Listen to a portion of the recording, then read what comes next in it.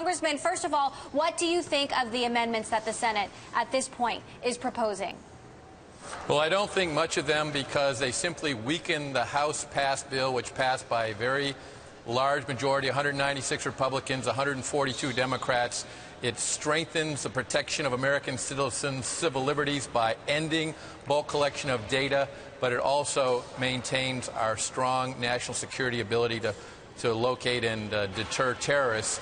And if the Senate weakens that, it causes serious problems with the House. They should simply pass the House bill. There is certainly majority support in the Senate for doing that, and they ought to get about getting it done. They intentionally allowed these laws to expire last night after having months of notice that this deadline of May 31st was coming, and yet their intransigence puts us where we are today. They should fix that by passing the House-passed bill immediately.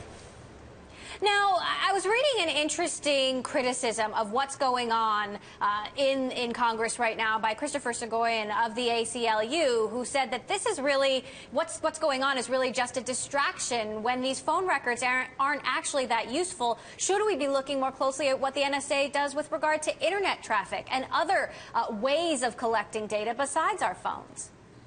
Well, certainly we have committed to looking at other aspects of how the intelligence community gathers information, for example, under Section 702 of the Intelligence Act. But these three provisions, one, the business records provision that the NSA, with a court order, surprisingly, misinterpreted and used in ways that I think most Americans did not intend, the Congress did not intend, to gather this bulk data, which I agree, I don't think is tremendously useful to them. But that underlying business records provision is an important one, as is the roving wiretap and lone wolf provisions used on a day-to-day basis by law enforcement to prevent terrorist attacks. Those provisions all expired. So this bill was about addressing that and ending bulk collection of data. And by the way, not just ending it under Section 215, but under several other statutes, and not just bulk collection of telephone records, but of any kind of records, whether they be financial, medical, what have you. This bill passed by the House ends government bulk collection of data.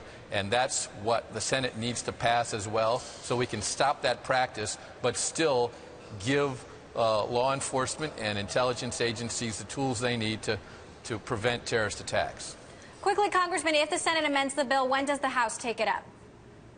Well, if they pass the House-passed bill, then we can act either quickly on it and be done. But if they make a number of amendments to it, they're going to draw out the process, leave these provisions expired for a longer period of time, and jeopardize the ability to reach agreement between the House and the Senate, and thereby make the expiration of the programs permanent. So they should pass it quickly. If they do, the House will respond quickly.